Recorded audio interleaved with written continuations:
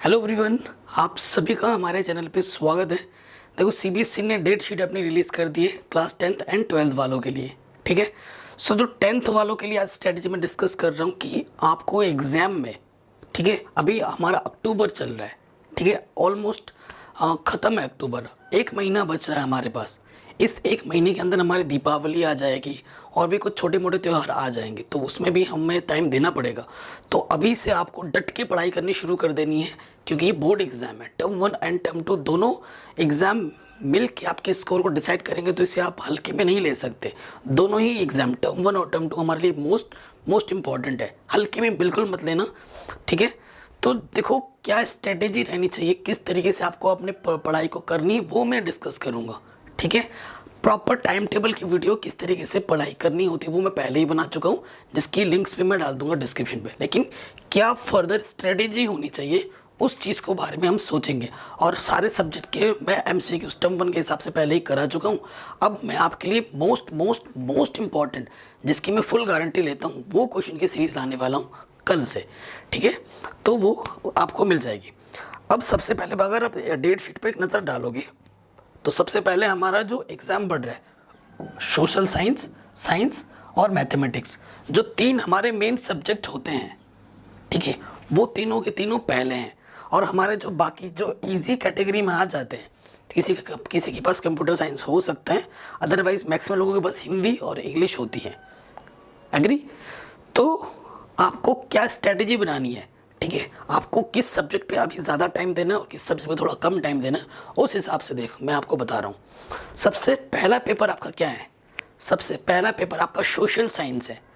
तो जब social science का पेपर आएगा ना, उससे 5 दिन पहले, ठीक है, आपको ज़्यादा से ज़्यादा टाइम सोशल साइंस को देना है।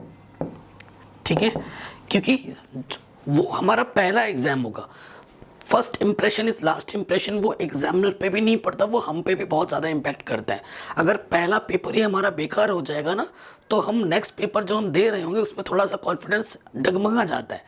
तो पहला पेपर चाहे जो भी एग्ज़ाम हो उसमें हमें बेस्ट देना होता है। तो सोशल साइंस हमारा पहला पेपर है।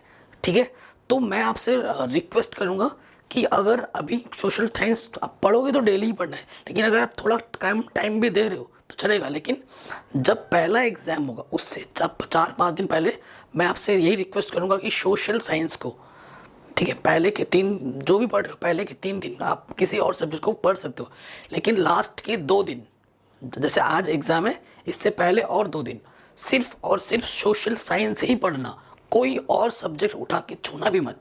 मैं तो आपको ये रिक्वेस्ट करूंगा, इससे बहुत बड़ा बेनिफिट मिलेगा, क्योंकि जिस सब्जेक्ट की हम तैयारी करेंगे उसी सब्जेक्ट को हम पढ़ते रहेंगे, उसका भी हमारा पेपर होना है, तो वही हमारे चीज़ में घूमेगा। आप सोशल साइंस का पेपर है, आप साइंस भी पढ़ रहे हो, तो वो मिक्सअप हो जाएगा, खिचड़ी बन जाएगी। तो अच्छा यही रहेगा कि लास्ट के 2-3 दिन सिर्फ और सिर्फ सोशल साइंस ही पढ़ना है। ये स्ट्रेटजी आपको बनानी है। ये अगर आपकी जगह मैं होता तो मैं भी ऐसे ही करता, और मैं ऐसे ही, जैसे ही मेरी डेट शीट आती थी ना, मैं चीज़ों को एनालाइज करता कि कब कौन सा पेपर है और मुझे किस तरीके से अपनी स्ट्रेटजी बनानी है। मुझे कोई नहीं बताता, ये मेरी खुद की डिसीजन होती। तो ये टाइम टेबल अगर मेरे साथ मेरे पास आया होता, मैं अगर एग्ज़ाम दे रहा होता, तो मेरी स्ट्रेटजी क्या रहती वो मैं आपके साथ शेयर कर रहा हूँ। ठीक है, ये चीज़ आपको मैं बताना चाहता हूँ। अब देख लीजिए, तो ये चीज़ मैंने बोल दी। तो स्टार्टिंग में अभी के टाइम पे देखो, मैथ्स साइंस के भी बाद है, तो अभी आपको मैथ्स को ज़्यादा टाइम देना है। इस टाइम पे आके मैथ्स को आपको ज़्यादा पढ़ना है, उसके बाद साइंस को आपको ज़्यादा पढ़ना है। सबसे 2 सब्जेक्ट पे ज़्यादा जोर लगाना है इस टाइम पे आके, कि आपको मैथमेटिक्स और साइंस ज़्यादा पढ़नी है। अगर मैं बात करूं तो इस टाइम पे आके आपको सबसे ज़्यादा जो आपको ज़्यादा टाइम देना चाहिए वो मैथमेटिक्स पे देना चाहिए और फिर साइंस पे देना चाहिए। क्योंकि जब हमारे एग्ज़ाम चल रहे होंगे सोशल साइंस, उसके बाद एक एक दिन 2-2 दिन, एक एक दिन का गैप मिला है हमें, गैप तो ना के बराबर है। तो अगर हमारी प्रिपरेशन अच्छी नहीं होगी तो हम सोशल साइंस का पेपर दे के आएंगे, पेपर देना भी एक थकान हो जाता है बहुत, क्योंकि थकान काम करने से नहीं, दिमाग थका देता है हमें। ठीक है, जब आप किसी चीज़ को सोचते हो करने के लिए तो थकान हो जाती है, तो हमें टाइम नहीं मिल पाएगा, फिर हम बाकी चीज़ों को उस टाइम में पढ़ नहीं पाएंगे। तो यही हमारा एक टाइम है जिसे हमें इसी टाइम पे ज़्यादा से ज़्यादा रिवीजन करना है, पूरा सिलेबस निपटाना है, मेरे वीडियोस देखने हैं, बाकी एजुकेटर के वीडियोस देखने हैं। ठीक है, आपके जो भी नोट्स हैं, आपके जो भी रेफरेंस बुक है, जो भी सैम्पल पर आपने खरीदा है, उसको लगाओ, उसको सॉल्व करो। ज़्यादा से ज़्यादा प्रैक्टिस करो, क्योंकि ये टाइम निकल जाएगा, फिर टाइम निकल गया फिर वापस नहीं आएगा, क्योंकि इन बीच में हमारे पास टाइम बिल्कुल नहीं रहेगा। ठीक है, तो अभी एक काम करना है, जो मैथमेटिक्स है, जो भी आपका सिलेबस है उसको निपटाओ। जैसे कि आज कौन सी तारीख है, आज मैं बना रहा हूँ 20 तारीख को वीडियो, 20 को वीडियो बना रहा हूँ, तो कोशिश करनी है कि आने वाले 10 दिन में, ठीक है, अक्टूबर के एंड तक पूरा मैथ खत्म हो जाना चाहिए आपका। सारा एनसीईआरटी चैप्टर देखो, सबसे पहले अगर आपको एमसीक्यूज करने हैं ना, तो उसके चैप्टर्स आपको अच्छे से पढ़ने जाओगे। पहले एनसीईआरटी निपटाऊँ, एनसीईआरटी एग्जाम्पलर के एमसीक्यूज करूँ, आर.डी. शर्मा, आर.एस. अग्रवाल के एमसीक्यूज लगाऊँ। टर्म 1 के लिए मैंने वीडियोस बना रखे हैं, उनको देखो, डिस्क्रिप्शन में लिंक दे दूंगा। पिछले आने वाले जो 10 दिन में ना मैथ पूरा खत्म कर दो। ठीक है, पूरा मैथ खत्म होना चाहिए। ये नहीं कि दिन पूरे 10 के 10 दिन मैथ ही पढ़ रहे हो। ठीक है, डेली उसके साथ साथ डेली 1 घंटा हिंदी और 1 घंटा इंग्लिश भी डेली पढ़ना है। अब आपको टाइम ज़्यादा देने पड़ेगा इन दोनों सब्जेक्ट पे। 1 घंटा डेली हिंदी पढ़नी है, 1 घंटा डेली इंग्लिश पढ़ना है, टर्म 1 के सिलेबस के अकॉर्डिंग। और ज़्यादा से ज़्यादा क्वेश्चंस खुद से लगाने हैं, सैम्पल पेपर मार्केट में जो भी आ रखा है। ठीक है, ये नहीं कि आपके दोस्त ने एक्स सैम्पल पेपर खरीदा तो आप भी एक्स खरीद लो, नहीं। आपके 4-5 दोस्त का ग्रुप है ना, तो कोशिश करो कि 5 दोस्त डिफरेंट टाइप के सैम्पल पेपर खरीदें और उनको लगाओ। ये नहीं कि उसने कुछ खरीदा है तो आप भी वही खरीद लो, कोई फ़ायदा नहीं होगा। 5 दोस्तों का ग्रुप है, 5 डिफरेंट टाइप के पब्लिशर्स के सब सैम्पल पेपर खरीदोगे। इससे आपके पास क्वेश्चन ज़्यादा हो जाएंगे, आपकी प्रैक्टिस ज़्यादा बेहतर हो जाएगी। ठीक है, ये चीज़ एक इंपॉर्टेंट टिप्स है। और एक स्ट्रेटजी है कि मैंने तो बता दिया, अक्टूबर के एंड तक आपको मैथ पूरी निपटा देनी है। उसके बाद उसको निपटाने के बाद फिर उसका और रिवीजन करना है। रिवीजन जितना ज़्यादा करोगे उतने कॉन्सेप्ट निखर के आएंगे, उतना आपका कॉन्फिडेंस बढ़ेगा। और कोशिश करनी है कि इस टाइम पे आपको एग्ज़ाम देना है, प्रैक्टिस देना करने के लिए आपको टेस्ट देने हैं, चाहे स्कूल में दो, घर में दो, कोचिंग में दो, जहाँ पर भी दो। मेंटी क्विज कहीं पर हो रही है वहाँ पर अटेंड करो। ठीक है, आपको ज़्यादा सीखने को मिलेगा कि जो गलती हम यहाँ करेंगे फिर वो गलती हम आगे चलकर नहीं करेंगे। ठीक, ये चीज़ ध्यान देनी है। ये चीज़ हो गई, तो 10 तारीख तक तो हमारा मैथ निपट जाएगा। उसके बाद आपको मैथ के साथ साथ आपको कोशिश करनी है, साइंस भी पढ़ते रहना है ना, साइंस भी पढ़ना है साथ ही साथ। मैं आपको अगर एक स्ट्रेटेजी बताऊँ तो डेली 3 घंटे स्कूल कोचिंग को छोड़कर, ठीक है, कोचिंग तो आई डोंट थिंक कोई पढ़ रहा होगा इस टाइम पे आके। ठीक है, पढ़ भी रहे हो तो बच्चों आप खुद को ज़्यादा टाइम देना है, खुद की स्टडी ज़्यादा इंपॉर्टेंट होगी इस टाइम पे आके। ठीक है, self study is most important इस टाइम पे आके। जो भी चीज़ आपने पढ़ रखी है उसको आप खुद से रिवाइज करो, खुद से क्वेश्चन लगाओ, क्योंकि एग्जाम में आपको खुद ही बैठना है, आपके साथ कोई नहीं आएगा बताने। तो खुद से सेल्फ स्टडी, अगर आपको टाइम नहीं मिल रहा है तो सेल्फ स्टडी को आप ज़्यादा टाइम देना है, ज़्यादा इंपॉर्टेंस देनी है। देखो, मैथ 10 तारीख तो निकल जाएगा। डेली अगर मैं बताऊं तो 3 घंटे 3 आवर्स आपको स्कूल कोचिंग का छोड़कर खुद को 3 घंटे देने हैं। और वो कैसे देने वो आप पर है, किसी भी टाइम की पढ़ो, 3 घंटे एटलीस्ट आपको मैथ्स को देने हैं डेली। आप ऐसा एक फिक्स कर सकते हो कि मुझे आज के दिन इस चैप्टर को पूरा कंप्लीट करना है। जैसे आज फिक्स कर लिया, मेरा रियल नंबर है, आज मैं रियल नंबर को पूरा कंप्लीट करूँगा। मैं इसके एनसीईआरटी के क्वेश्चंस लगाऊंगा सिलेबस के अकॉर्डिंग, मैं इसके एनसीईआरटी एग्जाम के एमसीक्यूज लगाऊंगा, आर.डी. शर्मा, आर.एस. अग्रवाल जितने प्रॉब्लम है सर की वीडियोस जो भी मैं पूरा देखूंगा। तो टारगेट बनाना है, आज का रियल नंबर हो गया, कल का टारगेट पॉलीनोमियल हो गया, तो दूसरे 2 दिन में मुझे पेयर ऑफ लीनियर इक्वेशन लगाना है। तो ऐसे छोटे छोटे गोल सेट करते हुए चलना डे बाई डे, तो आप चीज़ों को अच्छे से ऑप्टिमाइज़ कर पाओगे, अच्छे से सीख पाओगे और वो ज़्यादा बेहतर होगा मेरे हिसाब से।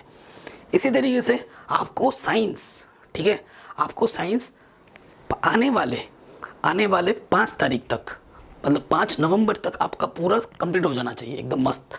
अभी इस टाइम पे आपको सारी चीज़ें छोड़ छाड़ के, स्कूल कोचिंग जो भी पढ़ रहे हो उसको छोड़ के, एटलीस्ट 2 घंटे आपको सेल्फ स्टडी देनी है साइंस को, 2 घंटे।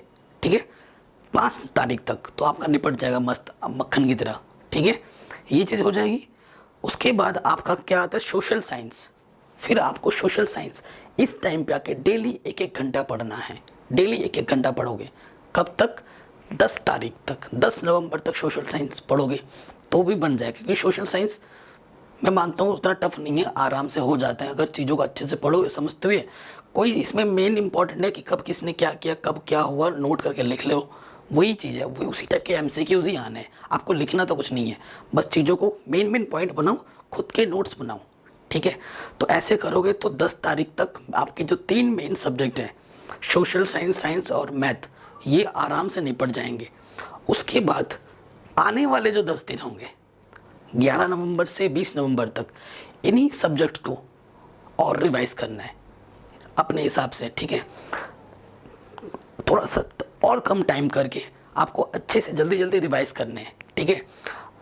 अच्छे से रिवाइज करना है और आपको प्रैक्टिस करते रहनी पड़ेगी। साथ ही साथ जो सैम्पल पेपर मार्केट में आए उनको भी लगाते रहना, वो बहुत ज़्यादा ज़रूरी है, ठीक है। जितने ज़्यादा क्वेश्चंस हम करेंगे हमारा कॉन्फिडेंस उतना ज़्यादा निखर के आएगा। और मैं पहले ही बोल चुका हूँ, sample paper different different choose करना, किसी एक सैम्पल पेपर रिलाई बिल्कुल मत करना, ठीक है।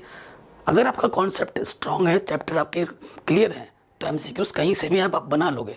लेकिन बोलते हैं ना, practice makes man women perfect, तो वही चीज़ मैं बोल रहा हूँ, प्रैक्टिस बहुत ज़्यादा ज़रूरी होती है, ठीक है ना। अगर क्या होता है कि विराट कोहली अगर मैच में जा रहा है तो मैच में जाने से पहले वो नेट प्रैक्टिस करता है बहुत टाइम तक, ये नहीं सीधा सो के उठा चला गया क्रिकेट खेलने, ठीक है। जाएगा बोल्ड होगा, 2-4 रन बनाएगा, आउट हो जाएगा। तो ऐसे ही अगर आप प्रैक्टिस करके नहीं जाओगे एग्ज़ाम में तो आपके साथ भी यही होगा। क्या होगा, 40 नंबर का पेपर है, 15-20 नंबर आएंगे, बस निपट जाओगे उसमें। और प्रैक्टिस करके जब हम जाएंगे तो 40 में से 40 ठोक के आएंगे हम, ठीक है। इसीलिए मैं कह रहा हूँ ये बहुत ज़्यादा ज़रूरी है। उसके बाद आपके आने वाले 5 दिन 20 से 25 नवंबर का जो टाइम होगा उसमें आपको और ज़्यादा क्विक रिवीजन करना है इन सभी सब्जेक्ट्स को, ठीक है। उस 5 दिन में क्या करना है, उस 5 दिन में आपको क्या करना है, जिस भी सब्जेक्ट में जो भी डाउट है उस डाउट्स को सारा निपटाओ, उस डाउट को सारा निपटाओ आने वाले 5 दिन में, ठीक है। आपको लगता है मेरे मैथमेटिक्स में ये डाउट है, निपटाओ। साइंस में लगता है मुझे मेरा ये चैप्टर वीक है, ख़त्म करो उस 5 दिन में। अगर आपको लगता है सोशल साइंस में मुझे ये चीज़ पढ़नी है, ख़त्म करो। कोई भी सब्जेक्ट हो, 5 दिन में 21 से 25 नवंबर तक का जो टाइम है सारे डाउट्स क्लियर कर लो, ठीक है। लास्ट के जो 5 दिन होंगे सोशल साइंस की तैयारी ज़्यादा करनी है, डेली 4-4 5-5 घंटे आपको पढ़ने हैं। और उस बीच लगता है कि मेरा साइंस और होम साइंस मुझे टाइम, साइंस में और मैथमेटिक्स में कम टाइम मिलेगा, तो जिसमें आपकी प्रिपरेशन थोड़ी सी वीक हो, जो आपको लग रहा है कि मुझे इसमें थोड़ा टाइम देना पड़ सकता है, ये चैप्टर मेरा वीक है, तो उस चैप्टर को उठाओ, उस 5 दिन में 1-1 घंटा पढ़ सकते हो। स्टार्टिंग के 3 दिन में 1 घंटा 2 घंटा पढ़ लिया, वो आप पर है, आपको पता होगा, मुझे नहीं पता। खुद के बारे में खुद को ज़्यादा पता होता है, तो उसी हिसाब से उस टाइम में उस चीज़ को आप एडजस्ट कर सकते हो, तो वो बेहतर रहेगा। और लास्ट के 2 दिन किसी बाकी सब्जेक्ट को छूना भी मत, मैं तो यही बेस्ट सलाह दूंगा, ठीक है। सिर्फ सोशल साइंस में डूब जाना, ठीक है, उसी के ख्यालों में खो जाना, पढ़ते रहना। क्योंकि जब आप एग्ज़ाम देने जाओगे, पहला पेपर ही आपका सोशल साइंस है, तो वो बेकार नहीं जाना चाहिए। जब आप एग्ज़ाम दे के आओ तो चेहरे में स्माइल हो, अरे मैंने सारा कर दिया, मुझे सब आता था। वो कॉन्फिडेंस आपका सीधा सीधा शिफ्ट हो जाएगा साइंस वाले पेपर में। बहुत इंपॉर्टेंट है, साइंस वाला पेपर अच्छा हो जाएगा, आपका ऑटोमेटिकली मैथ का पेपर भी अच्छा ही होगा, ये लिख लो, ठीक है। अगर पहला पेपर ही थोड़ा सा बेकार हो गया तो थोड़ा सा डीमोटिवेट हो जाओगे, ठीक है, आपका सेल्फ कॉन्फिडेंस डाउन हो जाएगा, फिर बाकी पेपर में थोड़ा सा परफॉर्मेंस उतना अच्छा नहीं निकल पाएगा चाहते हुए भी, ठीक है। क्योंकि आपको लगेगा यार वो एकदम ईजी पेपर था, मैंने अच्छा नहीं कर पाया, ठीक है, वो चीज़ होती है। तो इस चीज़ को हम इस फेज से हम गुजर चुके हैं, तो उस एक्सपीरियंस को मैं आपके साथ शेयर कर रहा हूँ, आपके भाई होने के नाते, आपके दोस्त होने के नाते। तो ठीक है, ये स्ट्रेटेजी आप फॉलो करो, ठीक है। प्रॉपर टाइम टेबल की वीडियो मैं पहले ही बना चुका हूँ, ठीक है। चैप्टर वाइज, टॉपिक वाइज और सब्जेक्ट वाइज क्या स्ट्रेटेजी होनी चाहिए, किस टाइप के क्वेश्चन आपको करने चाहिए, उसकी भी वीडियो बना दूंगा धड़ाधड़ बहुत जल्द, कल परसों के अंदर। और मैथ की, साइंस की इंपॉर्टेंट वीडियोस आने शुरू हो जाएंगे कल से चैनल पर, ठीक है। डिस्क्रिप्शन प्लेलिस्ट को ज़रूर चेक करें, चैनल पर नए होते तो उसे सब्सक्राइब करके अपना प्यार और सपोर्ट ज़रूर दें। जय हिंद। इस वीडियो को हर जगह शेयर कर दें।